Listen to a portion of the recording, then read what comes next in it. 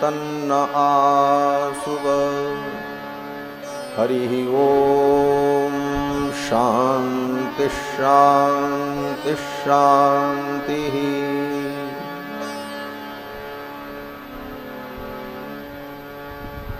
परमाध्यक्ष अनंत कोटि ब्रह्मांड नायक सर्वांतरयामी सर्वेश्वरेश्वर भगवान सच्चिदानंद आज की इस सभा का संचालन कर रहे संचालक महोदय डॉक्टर अजय पुनपाले जी, इस कथा के आयोजक धूत परिवार एवं पुनपाले परिवार, आज की इस सभा में समागत समस्त छात्र बंधुओं, भगवती सरस्वती के समाराधक विद्यार्थीगण एवं उनके समस्त समागत अभिभावकगण एवं संभ्रांत नागरिकगण, आज की ये सभा विद्यार्थियों के लिए, शिक्षा प्राप्त कर रहे बालकों के लिए समर्पित है। जैसा कि मंच संचालक महोदय ने अपने उद्बोधन में कहा, भारतीय संस्कृति एवं हमारा सनातन धर्म, इसका विज्ञान से क्या संबंध है और हमारे जीवन में इसका महत्व क्या है। और आज के इस वैज्ञानिक युग में धर्म की वो महत्वपूर्ण बातें, भारतीय संस्कृति के वे महत्वपूर्ण सिद्धांत कितने प्रासंगिक हैं और कितने उपयोगी हैं, यह विषय बड़ा ही महत्वपूर्ण विषय है। आज इस आधुनिक शिक्षा में जहाँ सारी दुनिया विज्ञान के चाकचक्य को, विज्ञान के चमत्कार को देखकर अंधी दौड़ में भाग रही है, ऐसी दौड़ में सम्मिलित बहुत से लोग हैं और बड़े बुद्धिजीवी लोग भी हैं, परंतु विज्ञान, आज का विज्ञान जो भौतिक विज्ञान है, बहुत कुछ हमें दिया है और वैज्ञानिक शोध एवं वैज्ञानिक रिसर्च के आधार पर हमने बहुत कुछ पाया भी है, परंतु आज का विज्ञान अभी पूर्ण नहीं है। अगर विश्व की सबसे प्राचीन संस्कृति और सभ्यता पर हम विचार करें तो विश्व की सबसे प्राचीन सभ्यता और संस्कृति भारतीय संस्कृति है। दुनिया में जब लोग अन्य देशों में कपड़े भी पहनना नहीं जानते थे, उन्हें सामाजिक व्यवहार का भी ज्ञान नहीं था, तब भारतवर्ष में बड़े बड़े ऋषियों ने वेद की ऋचाओं को गाया और वेद के द्वारा अनंत ज्ञान का ऋषियों ने विस्तार किया। वह वैदिक विज्ञान विश्व का सबसे प्राचीन विज्ञान है। आज भी साहित्य के विद्वान इस बात को मानते हैं, मुक्त कंठ से स्वीकार करते हैं कि सारे विश्व की सबसे प्राचीनतम संस्कृति भारतीय संस्कृति है और भारतीय संस्कृति का मूल जो चारों वेद हैं वो विश्व के प्राचीनतम ग्रंथ हैं। वेद से पूर्व विश्व में कहीं भी कोई ज्ञान का संवर्धन करने वाला ग्रंथ नहीं था। वेदों की चर्चा करते हुए थोड़ी सी बात वेद के प्रति हमारी मान्यता क्या है इसकी भी चर्चा कर लें। वेद जो हमारे सनातन धर्म का मूल है, धर्म का मूल है, वो वेद किसी पुरुष की रचना नहीं है। ये प्रथम बिंदु है।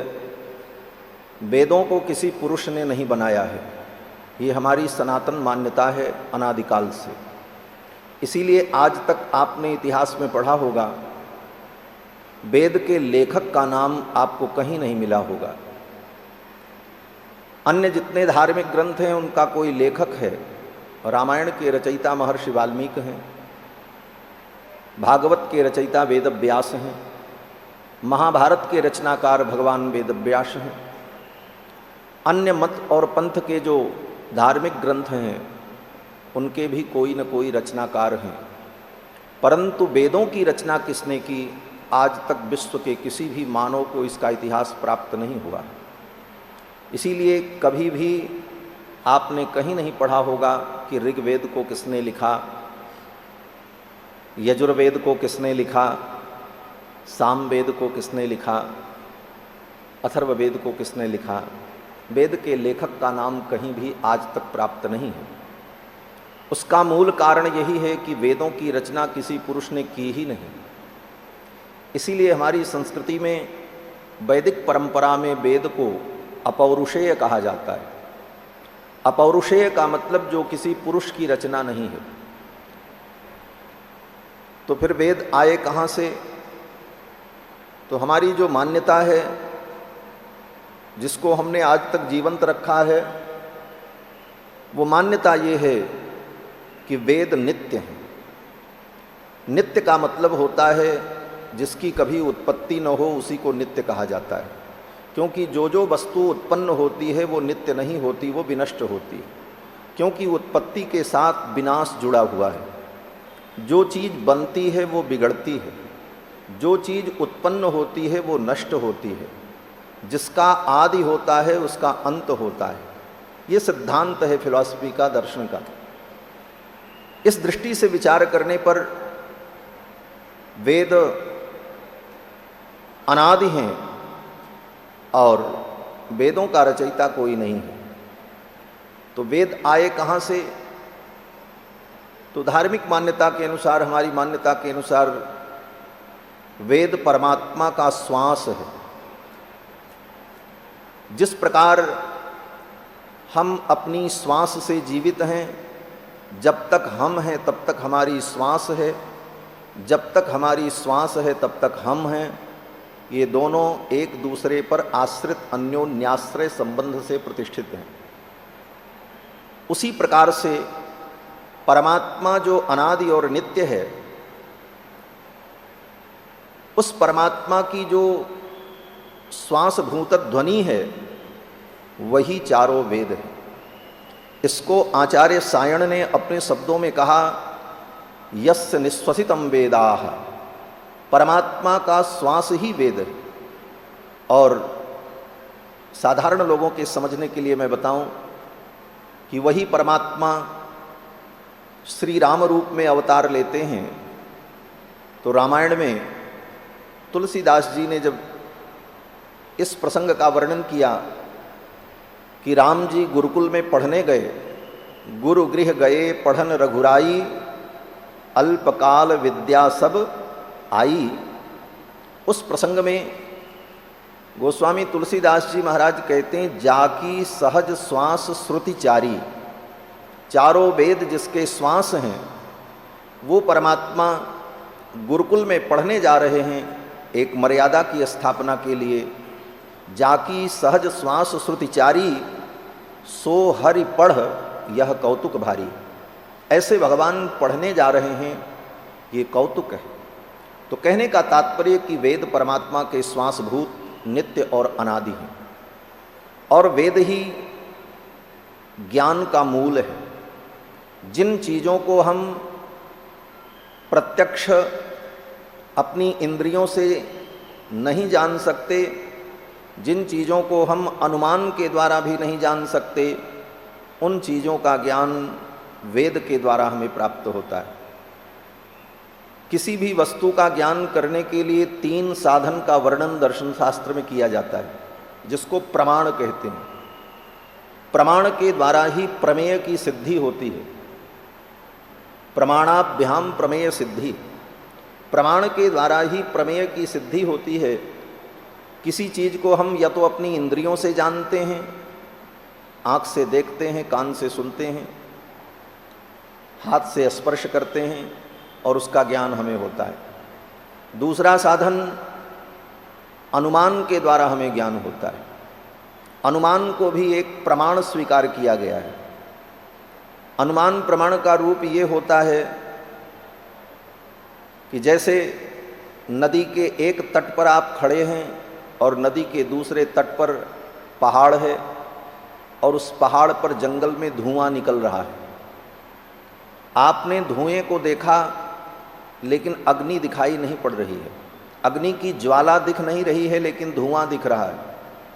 तो उस धुएं को देखकर आप ये अनुमान करते हैं कि निश्चित रूप से वहाँ पर आग लगी हुई है।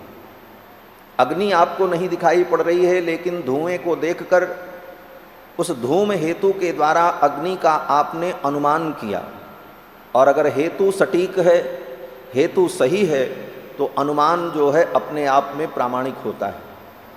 ये अनुमान प्रामाणिक इसलिए होता है कि हम अपने घर में उस हेतु का वस्तु की सिद्धि के साथ संबंध देखते हैं। अपने घर में हर व्यक्ति कई बार इस बात को देखता है कि जहाँ आग जलती है वहाँ धुआं होता है। यत्र यत्र धूमस तत्र तत्र अग्नि, जहाँ जहाँ धुआं होगा वहाँ वहाँ अग्नि होगी।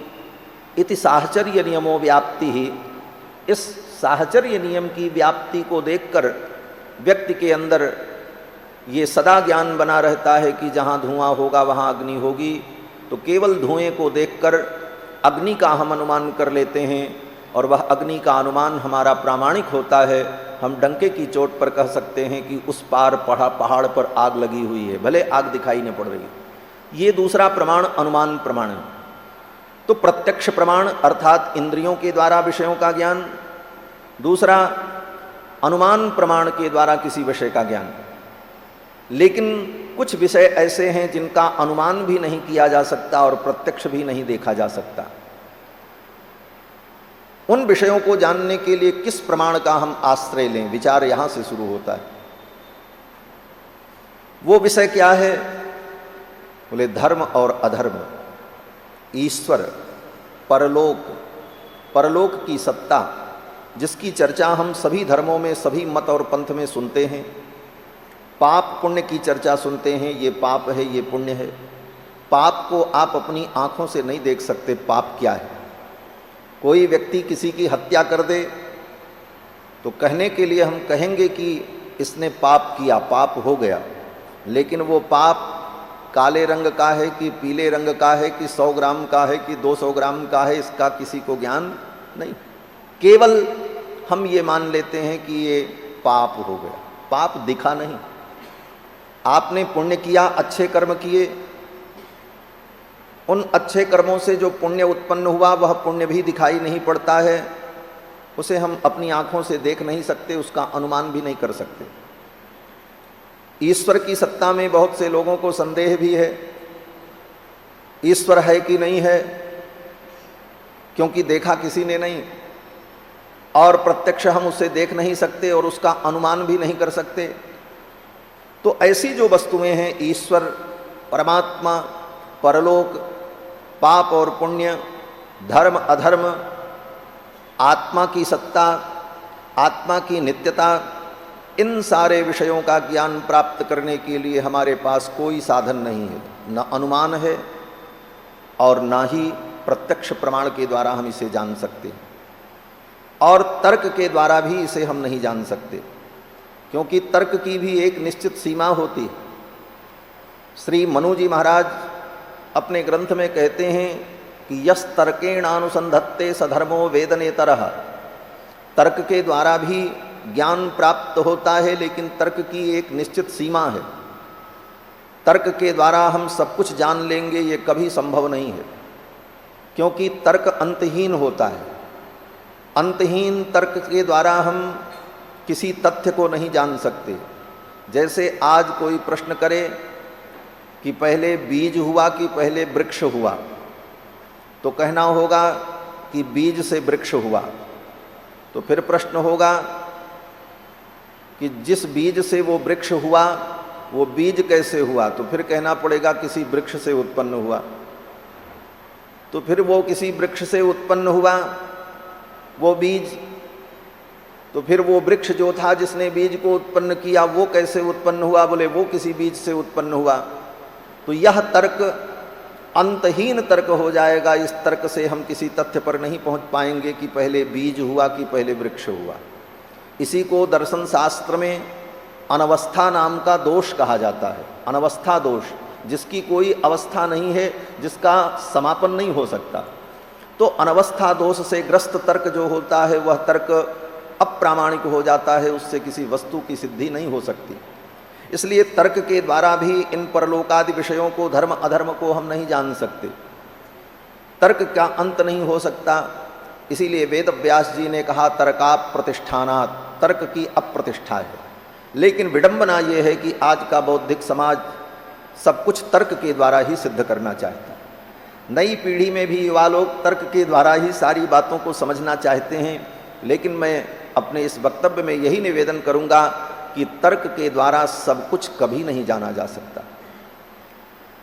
तर्क को कहीं न कहीं हमें छोड़ना पड़ेगा और भावनात्मक ढंग से युक्त होकर और विश्वास के साथ, श्रद्धा के साथ कुछ चीज़ों को समझना होगा, तभी हम तथ्य को समझ पाएंगे। तो वेद, उन परलोकादि विषयों को जानने के लिए हमारे पास जब कोई प्रमाण शेष नहीं बचता, तब हम शब्द प्रमाण की ओर आगे बढ़ते हैं। शब्द अपने आप में एक प्रमाण माना जाता है। प्रत्यक्ष प्रमाण जो इंद्रियों के द्वारा ज्ञान हुआ, अनुमान प्रमाण, अनुमान से हम जो ज्ञान प्राप्त करते हैं, और तीसरा प्रमाण शब्द प्रमाण होता है।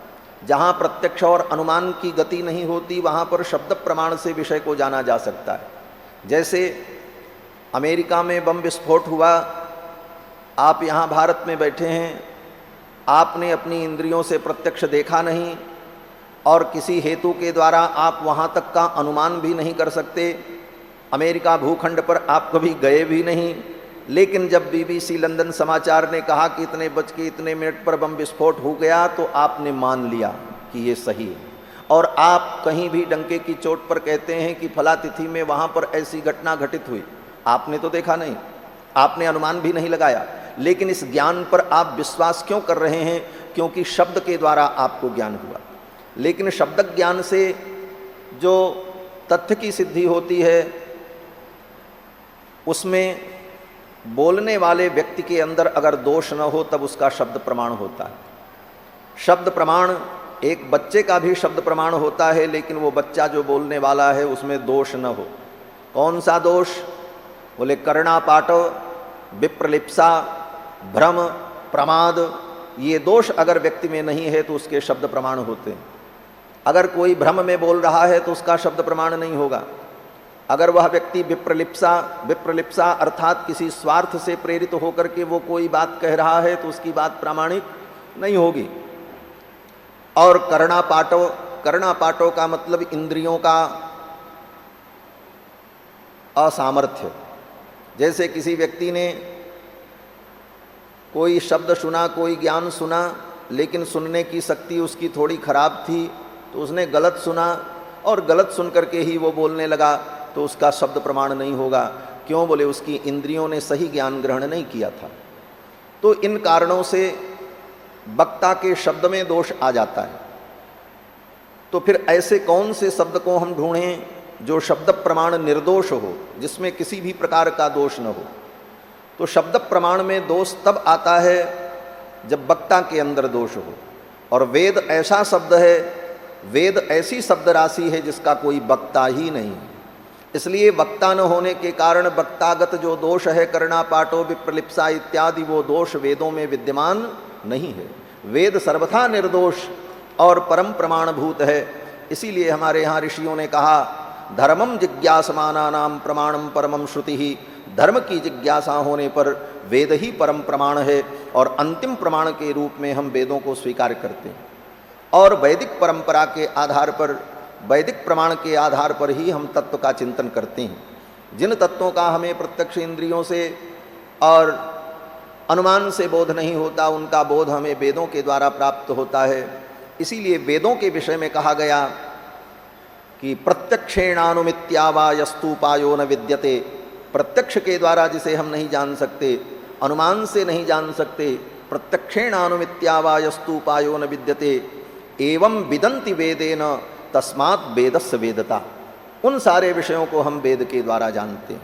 इसीलिए धर्म अधर्म और लोक परलोक, ईश्वर परमात्मा, इन विषयों में ज्ञान प्राप्त करने के लिए हमको वेद की शरण में जाना पड़ता है। और अनादिकाल से वेद की एक अविच्छिन्न परंपरा चली आई है। आपको सुनकर के आश्चर्य होगा कि दुनिया के जितने ग्रंथ हैं उन ग्रंथों में कहीं न कहीं फेरबदल हो जाती है, शब्दों का व्यत्यास हो जाता है, लेकिन विश्व में वेद ही एक ऐसा ग्रंथ है जिसमें आज तक लाखों करोड़ों वर्ष से कोई व्यत्यास नहीं हुआ। यथावत उसको पढ़ने और पढ़ाने की परंपरा सुरक्षित रखी गई। इसके लिए ब्राह्मणों ने कितना तप किया है और किस प्रकार उसे सुरक्षित रखा है। एक भी शब्द का हेर फेर नहीं। जैसे अग्निमीडे पुरोहितम, तो अग्निमीडे पुरोहितम है तो अग्निमीडे पुरोहितम ही पढ़ा गया। पुरोहितम अग्निमीडे ऐसा आगे पीछे भी नहीं हुआ कभी।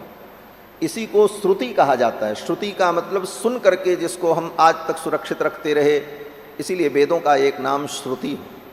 और गुरुमुख परंपरा से उन वेदों को हमने आज तक सुरक्षित रखा।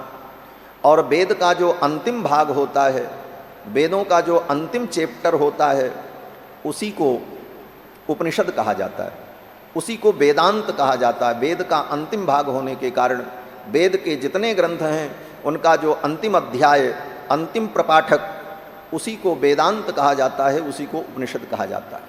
तो वेद के आधार पर हम तत्व का चिंतन करते हैं। वेद परम वैज्ञानिक हैं और वैदिक सिद्धांत व्यावहारिक भी है, वैज्ञानिक भी है और आध्यात्मिक भी है। दुनिया में कोई सिद्धांत तभी टिकता है जब वो व्यवहारिक भी हो, आध्यात्मिक भी हो और वैज्ञानिक भी हो। आज आपसे कोई बात कही जाए, बात बहुत अच्छी हो, लेकिन अगर वो वैज्ञानिक नहीं है तो आप उसे मानने को तैयार नहीं होंगे। अभी चर्चा आई थी कि विज्ञान और आध्यात्म का संबंध क्या है। बोले बड़ा अटूट संबंध है। हमारा आध्यात्म, हमारी परंपरा बड़ी वैज्ञानिक है और विज्ञान शब्द से ही इसकी शुरुआत होती है। वेदों को जब आप पढ़ेंगे तो वेदों में कठोपनिषद एक उपनिषद है। कठोपनिषद के एक मंत्र में वेद कहता है कि यस्तु विज्ञानवान भवति सौमनस्कः सदा शुचिः सच तत्पदमवाप्नोति यस्मात् भूयो न जायते। यस्तु विज्ञानवान भवति, जो विज्ञानवान होता है। विज्ञान की बात वेदों ने की। वेदों ने यहाँ तक कहा एकेन विज्ञानेन सर्वं विज्ञातम भवति। ये कितना सुंदर सूत्र है कि आज विज्ञान सारे ब्रह्मांड के ज्ञान को प्राप्त करने के लिए उतावला है और बड़े बड़े शोध हर क्षेत्र में चल रहे हैं।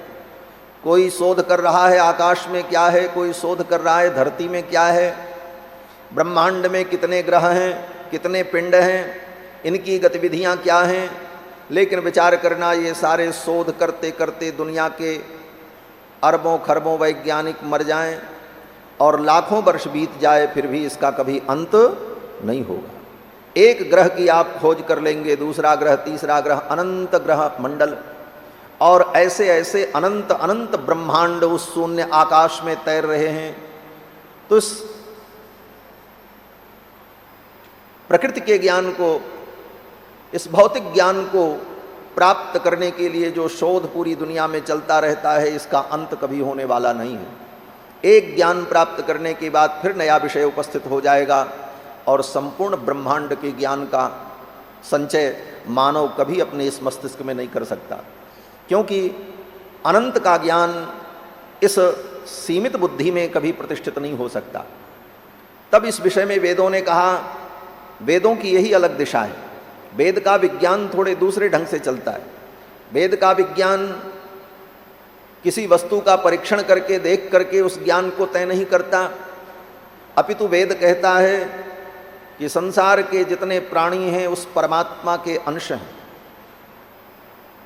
परमात्मा कौन है? बोले परमात्मा को हमने देखा ही नहीं। परमात्मा होता भी है क्या? ईश्वर है? नास्तिक कहता है कि हम ईश्वर को नहीं मानते, ईश्वर है ही नहीं है। लेकिन ईश्वर की सिद्धि के लिए भी हम अनुमान कर सकते हैं। क्या अनुमान कर सकते हैं? कि देखो, बिना कारण के कोई कार्य नहीं होता। अगर हमारे सामने ये टेबल रखी हुई है तो निश्चित रूप से इस टेबल को बनाने वाला कोई व्यक्ति होगा। भले उसको हमने कभी देखा नहीं, उससे हमारा कोई परिचय नहीं। जब वो टेबल बना रहा था उस समय भी मैं वहाँ उपस्थित नहीं था, मेरे पास कोई प्रमाण नहीं है, लेकिन अनुमान के आधार पर इस वस्तु को देखकर इस वस्तु की सत्ता से इसके बनाने वाले का बोध हमें प्राप्त हो जाता है। और डंके की चोट पर हम कह सकते हैं कि कोई व्यक्ति था, कोई मानव था, जिस मानव ने अपनी बुद्धि से लकड़ियों को काट करके इस रूप में इसे बनाया।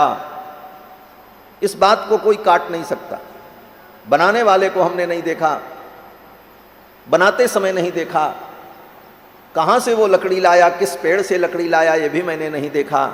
लेकिन हम कह सकते हैं कि इसको बनाने वाला कोई कर्ता है। बिना कर्ता के ये कार्य नहीं हो सकता, क्योंकि कार्य को तो मैं देख रहा हूँ लेकिन कर्ता को नहीं देख रहा हूँ। तो कार्य अगर विद्यमान है तो निश्चित रूप से इसका कोई न कोई कर्ता होगा। इस अनुमान के आधार पर आप विचार करो, ये अनंत अनंत ब्रह्मांड जो दिखाई पड़ रहा है, सूर्य, चंद्रमा, नक्षत्र, ग्रह, तारे, प्रकृति, इस कार्य को करने वाला, इसको बनाने वाला कोई कर्ता जरूर होगा। क्योंकि बिना किसी के द्वारा किए गए कार्य से इसकी सिद्धि कैसे हो सकती? ये कार्य हमें ब्रह्मांड के रूप में दिखाई पड़ रहा है, इसलिए निश्चित रूप से इसका कोई कर्ता होगा। और वह कर्ता कौन होगा? बोले वो कोई मनुष्य नहीं होगा, वो सर्वज्ञ होगा, जिसको सब चीज का ज्ञान होगा। तभी उसने ऐसी विचित्र सृष्टि को बनाया। अब यहाँ पर आधुनिक वैज्ञानिक कहते नहीं नहीं, ईश्वर ने नहीं बनाया, ये तो निसर्ग की देन है, प्रकृति ने अपने आप सब कुछ किया। तो वहाँ पर वेदांत का ये तर्क होता है कि प्रकृति अपने आप कुछ नहीं करती। प्रकृति तो जड़ है, और जड़ में कोई क्रिया तब तक नहीं होती जब तक कोई चेतन तत्व उसको संचालित न करे। ये टेबल जड़ है और मेरे सामने रखा है, ये अपने से उठ करके वहाँ नहीं जाएगा, न ये हिलेगा न डुलेगा। इसको हिलाने और डुलाने के लिए कोई आदमी चाहिए, कोई इसे उठाएगा तो वहाँ भले रख दे, ये अपने से वहाँ नहीं जा सकता। इसमें कोई क्रिया अपने आप नहीं होगी, कोई चेतन ही इस जड़ वस्तु को उठाएगा, रखेगा, तब इसमें क्रिया दिखाई पड़ेगी। जड़ वस्तु में स्वतः कोई क्रिया नहीं होती, कोई चेतन उसे हिलाता डुलाता है तब उसमें क्रिया दिखती है। जैसे सूर्य भी विद्यमान है, पानी भी विद्यमान है, अन्न के बीज भी विद्यमान हैं प्रकृति में, लेकिन अपने आप उस अन्न के बीज में अंकुरण नहीं होगा। अंकुरण कब होगा? बोले जब कोई हमारे आप जैसा चेतन व्यक्ति उस अन्न के बीज को ले जाकर मिट्टी में दबाएगा, पानी डालेगा, तब सूर्य की किरणें पड़ेंगी, तब उसमें अंकुरण होगा। तो जड़ प्रकृति में अपने आप कोई क्रिया तब तक नहीं होती जब तक चेतन उसमें सहभाग नहीं करता। उसी तरह ये जड़ प्रकृति, ये पृथ्वी, जल, तेज, वायु, आकाश, 5 तत्वों से बनी हुई सृष्टि, 5 तत्वों से ही संपूर्ण सृष्टि बनी है, जिसको पंचतत्व कहा जाता है। पृथ्वी, जल, तेज, वायु, आकाश, अग्नि तत्व, जल तत्व, पृथ्वी तत्व, वायु तत्व और शून्य आकाश। आकाश का मतलब अवकाश, अवकाश माने जगह। अवकाश अगर न होता, आकाश न होता तो ये सब कुछ कहाँ सारी क्रियाएं संपादित होती। तो ये 5 तत्व जो है, इन 5 तत्वों में तब तक कोई क्रिया नहीं होती जब तक कोई चेतन इसमें सहभाग नहीं करता। तो परमात्मा के संकल्प के बिना, उसकी संकल्प शक्ति के बिना ये प्रकृति अपने आप सृजित नहीं हो सकती, इसमें कोई भी कार्य नहीं हो सकता। इन तर्कों के आधार पर ईश्वर की सत्ता को हमने स्वीकार किया है और निश्चित रूप से ईश्वर की सत्ता को हम मानते हैं, और वह ईश्वर सर्वज्ञ है। सर्वज्ञ का मतलब जो सब कुछ जानता है, सर्वम जानातीति सर्वज्ञः, जो सब कुछ जानता है, सर्वविद, और सबको जानते हुए सबके भिन्न भिन्न गुणधर्म को भी वो जानता है, वह सर्वज्ञ परमात्मा, और वो परम चेतन है, और उसी चेतन का अंश हम आप सभी हैं। समस्त जीव उस परमात्मा के अंश हैं, चेतन अंश हैं। इसी को वेदांत में कहा कि ममैवांशो जीवलोके जीवभूत सनातनः। श्रीमद् भगवत गीता में भगवान कृष्ण ने भी कहा कि ममैवांशो जीवलोके जीवभूत सनातनः, ये जितने जीव हैं ये सब सनातन हैं और मेरे अंश हैं, और मैं इनका अंशी हूँ। तो ये जीवात्मा भी परमात्मा का अंश है, और परमात्मा में जो ज्ञान विद्यमान है उसका कुछ अंश हमारे अंदर भी विद्यमान है। अब इस विषय को लेकर के वेद ने कहा कि अगर हम अपने प्रयास के द्वारा, अपने अनुसंधान के द्वारा, चिंतन के द्वारा उस परमात्म तत्व को अगर जान लें, उस ईश्वर को हम जान लें, समझ लें कायदे से, तो उस ईश्वर को समझने का ये फल होगा कि ईश्वर के अंदर जो ज्ञान है, अनंत ज्ञान, वह ज्ञान हमारे अंदर भी जागृत हो जाएगा। यहाँ से विज्ञान वेद चिंतन करता है। वेद कहता है कि उस एक के विज्ञान से, एकेन विज्ञानेन सर्वम विज्ञातम भवति, उस एक के विज्ञान से सब कुछ विज्ञान हो जाएगा। क्यों बोले? उस एक परमात्मा के जान लेने पर हमें समस्त वस्तुओं का विज्ञान स्वतः प्राप्त हो जाएगा। इसलिए ऋषि मुनियों ने कभी किसी वस्तु के शोध में अपने समय को नहीं दिया, अपितु सबके निर्माता उस ईश्वर पर ही शोध किया, और उसको जान लेने के बाद वो सर्वज्ञ हो गए। इसीलिए बड़े बड़े ऋषियों को सर्वज्ञ माना गया कि उन ऋषियों ने कहीं कोई वैज्ञानिक प्रयोगशाला नहीं खोली, न उन्होंने कोई वैज्ञानिक यंत्र बनाए, न उन्होंने कोई वैज्ञानिक रिसर्च सेंटर चलाया, लेकिन अपनी फूस की झोपड़ी में बैठकर अपनी आत्मा के तार को उस परमात्मा से मिलाकर उस विज्ञान की धारा को प्राप्त कर लिया, जिसको वेदों ने कहा एकेन विज्ञानेन सर्वम विज्ञातम भवति। और उन्हें सब कुछ विज्ञात हुआ, और सब कुछ विज्ञात होने पर उन्होंने उन सारे विषयों को अपने अपने ग्रंथों में वर्णन किया और उसे स्पष्ट किया, जिसे आज भी हम लोग अनुभव करते हैं। तो वैज्ञानिक धरातल पर हमारा सनातन धर्म पूर्ण रूपेण खरा उतरता है। वैज्ञानिक धरातल पर इसलिए खरा उतरता है कि हमारे जितने सिद्धांत हैं वो विज्ञान की कसौटी पर कसे हुए हैं। कहीं भी आज तक इतने लोग बैठे हैं, सभी स्वाध्यायशील हैं, और आपने अनुभव भी किया होगा, कोई भी ऐसा सनातन धर्म का सिद्धांत आप बताओ, वैदिक सिद्धांत, जो सिद्धांत आज के विज्ञान की कसौटी पर खरा न हो। विज्ञान की कसौटी पर आज का सिद्धांत पूर्ण रूप से खरा है, वैज्ञानिक है। बल्कि मैं किसी की आलोचना नहीं कर रहा हूँ, न किसी के मत और पंथ की कोई निंदा है, परंतु एक दो सिद्धांत की बात आपको कहें। एक पंथ के लोगों ने कहा ये धरती चपटी है, ये धरती चपटी है, लेकिन जब विज्ञान ने सिद्ध किया कि ये पृथ्वी तो गोल है, तो फिर उनका सिद्धांत गोलमाल हो गया। लेकिन हमारे वेदों ने कहा ये भूमंडल है, ये भूपिंड है, और ये गोल है, और ये धरती है, ये सबको धारण करती है, इसके पिंड का वृत्त कितना है, ये सब हमारे यहाँ ऋषियों ने वेदों में पहले ही कह दिया। ये वैज्ञानिक आधार। जिस विमान को दुनिया के लोगों ने बनाया, आज विमान में लोग उड़ रहे हैं, जब सारे विश्व के लोगों को विमान की कल्पना भी नहीं थी कि कोई ऐसा यंत्र बन सकता है जिस यंत्र में बैठकर व्यक्ति आकाश में भ्रमण करेगा, तब हमारे यहाँ त्रेता युग में आज से 9 लाख वर्ष पूर्व ही वाल्मीकि रामायण में उस पुष्पक विमान का वर्णन किया कि उस विमान में बैठ करके भगवान श्री राम लंका से चल करके अयोध्या आए, चलत विमान कोलाहल हुई, विमान में बैठ करके भगवान आए। तो वैमानिक पुरुषों का वर्णन हमारे यहाँ भागवत ग्रंथ को ही देख लें। भागवत ग्रंथ 5000 वर्ष पुराना ग्रंथ है। आज के वैज्ञानिक भी मानते हैं कि कम से कम 1000 वर्ष पुराना तो है, वैज्ञानिक अपनी दृष्टि से मानते हैं, लेकिन हम जो मानते हैं हमारा भागवत ग्रंथ 5000 वर्ष पुराना।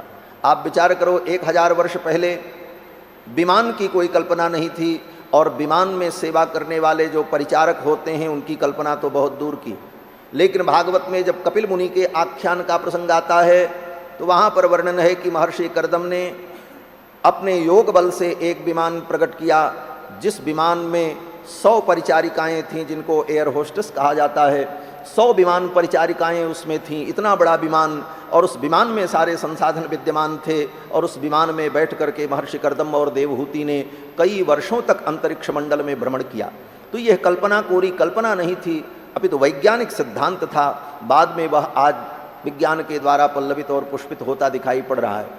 कहने का तात्पर्य कि हमारा सनातन वैदिक सिद्धांत पूर्ण रूप से वैज्ञानिक है, और वैज्ञानिक के साथ साथ व्यवहारिक भी है। इसे व्यवहार में उतारा जा सकता है, और व्यवहार के साथ साथ इसकी आध्यात्मिकता है, इससे परलोक की सत्ता जुड़ी हुई है, और आध्यात्मिक सत्ता का हम इससे अनुभव करते हैं।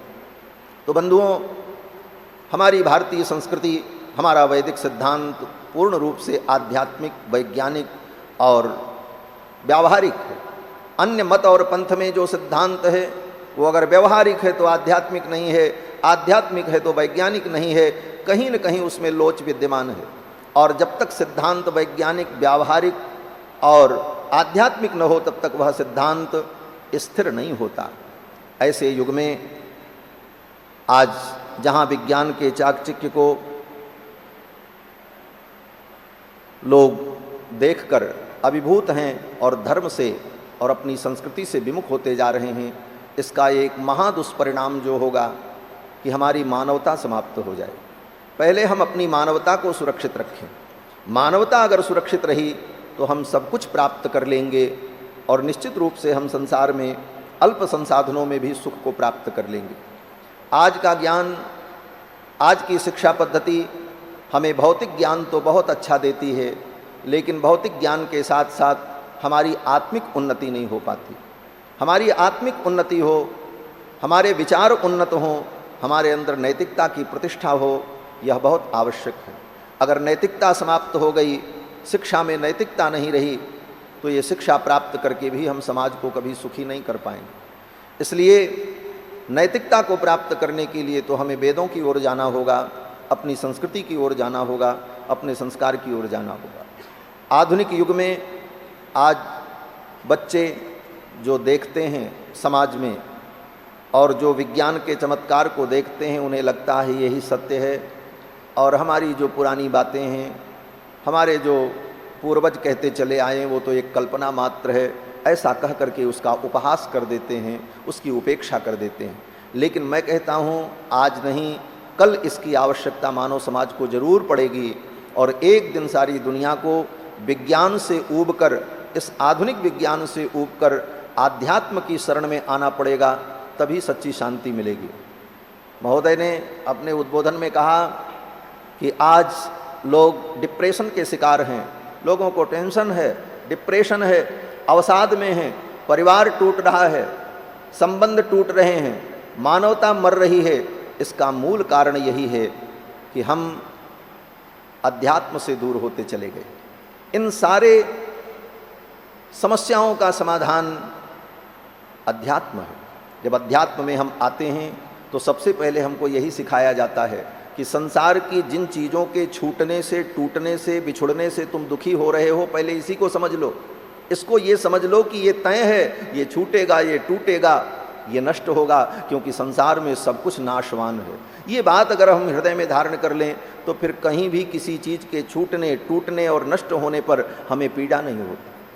यहाँ तक कि अपने शरीर के विषय में भी हमें बोध कराया जाता है, ये तुम्हारा शरीर भी नाशवान है, अनित्यम असुखम लोकम इमं प्राप्य भजस्वाम। गीता में भगवान कहते हैं अर्जुन, ये शरीर भी तुम्हारा अनित्य है, आज है कल नहीं रहेगा, इसलिए इसके प्रति भी जो तुम्हारा मोह है वो मोह छूट जाए। तो वस्तुओं के विनाश का, विनष्ट होने का जो मोह मेरे अंदर विद्यमान है वो मोह समाप्त हो जाए तो अपने आप हम सुखी हो जाएं। कोई टेंशन नहीं, कोई डिप्रेशन नहीं, कोई अवसाद नहीं, कोई विखंडन नहीं होगा। इस प्रकार के ज्ञान के द्वारा एक मानवता की स्थापना और एक सच्चे मानव का निर्माण हमारी भारतीय संस्कृति करती है। हम पढ़ करके डॉक्टर बन जाएं, इंजीनियर बन जाएं, बहुत बड़े अधिकारी बन जाएं, ये ठीक है, लेकिन इसके साथ साथ सबसे ज़रूरी है कि हम मानव बन जाएं। पहले तो हम मानव बन जाएं, मनुष्य बन जाएं, ये बहुत ज़रूरी है। और मनुष्य बनने के लिए हमें अध्यात्म की शरण में आना पड़ेगा। विषय बहुत है, इन सारे विषयों पर कितनी बातें कही जाएं। और हम इन सभी बच्चों को धन्यवाद देते हैं कि आज छुट्टी के दिन भी, ऐसे तो बच्चे छुट्टी के दिन मौज मस्ती करते हैं, आनंद लेते हैं, एक दिन उनको मौका मिलता है, लेकिन आज छुट्टी के दिन उन्होंने अपना समय निकाला हमें सुनने के लिए और अपने प्रश्नों का उत्तर प्राप्त करने के लिए। इतना कहने के बाद भी बहुत से लोगों के मन में बहुत सारी शंकाएं होंगी और होती हैं, होनी भी चाहिए। बिना जिज्ञासा के व्यक्ति को ज्ञान की प्राप्ति नहीं होती। इसीलिए हमारे यहाँ जब कोई भी ग्रंथ का वर्णन प्रारंभ होता है तो ग्रंथ में सर्वप्रथम जिज्ञासा की ही बात आती है। वेदांत में जब पहला सूत्र पढ़ते हैं तो यही कहते हैं अथातो ब्रह्म जिज्ञासा, ब्रह्म की जिज्ञासा हुई। फिर पढ़ते हैं अथातो धर्म जिज्ञासा, धर्म की जिज्ञासा हुई।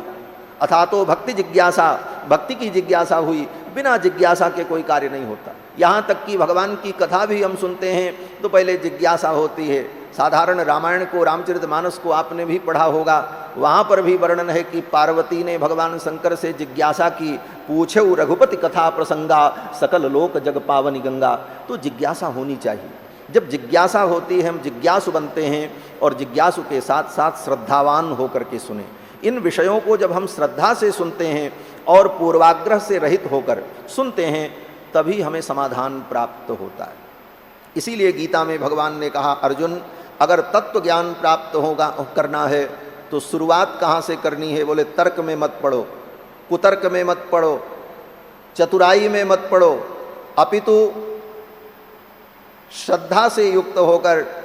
भगवान श्री कृष्ण कहते हैं श्रद्धावान लभते ज्ञानम तत्पर संयतेन्द्रियः।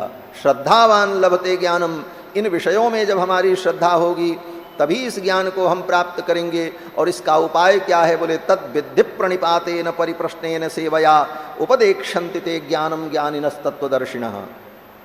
अर्थात आचार्य की शरण में जाकर, गुरु की शरण में जाकर, किसी योग्य पुरुष की शरण में जाकर तद विद्धि प्रणिपातेन, उनको प्रणिपात करे, उनको प्रणाम करे। परिप्रश्नेन सेवया, और अनुकूल वातावरण देख करके तब अपनी जिज्ञासा प्रस्तुत करे, तब उसकी शंकाओं का समाधान होता है और जिज्ञासाएं पूर्ण होती हैं।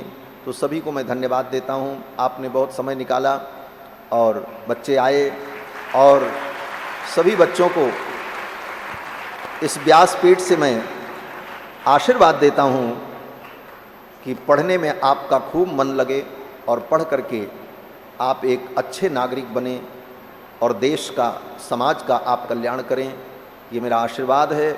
और इसके साथ साथ देश और समाज का कल्याण करते हुए अपने कल्याण को न भूलें, अपना भी कल्याण करना जरूरी है। हम परहित और परोपकार के कार्य में तो लगें, लेकिन साथ साथ अपने कल्याण का भी हमें विचार करना चाहिए। हम इस संसार में क्यों आए हैं और इस संसार में पैदा होकर के हमें क्या करना है और हमारा कल्याण किस में निहित है, इसी को कहते हैं आत्मरक्षण। तो आत्मरक्षण भी जरूरी है। अपने रक्षण के लिए, अपने कल्याण पर भी आप विचार करें और निश्चित रूप से आप आगे बढ़ें और आपका जो संकल्प है, आपके माता पिता का जो संकल्प है वह पूर्ण हो और आपके जीवन में दिव्यता आवे, आप एक दिव्य मानव बन सकें और मानवता का कल्याण कर सकें। इन्हीं शब्दों के साथ भूरी भूरी मंगलाशासन करते हुए मैं अपनी वाणी को विराम देता हूँ। अस्तु।